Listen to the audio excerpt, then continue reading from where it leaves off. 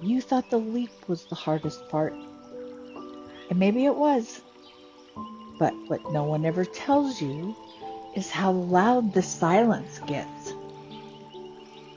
right after your feet hit the ground.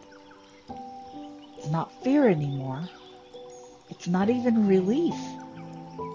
It's something stranger, something deeper, like the soul adjusting to a new gravity, a new way of being held. And suddenly you realize you're not falling anymore. You're standing in a version of your life you couldn't imagine until you left the old one behind. And now you're hearing a new sound, like a low hum, not outside of you, but from inside your chest.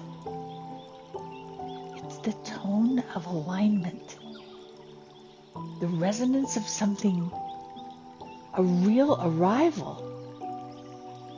This is what landing feels like.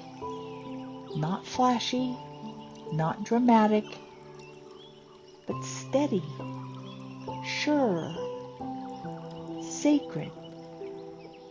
And right here, in this quiet, after the leap, you finally meet the you who's been waiting at the end of every whisper.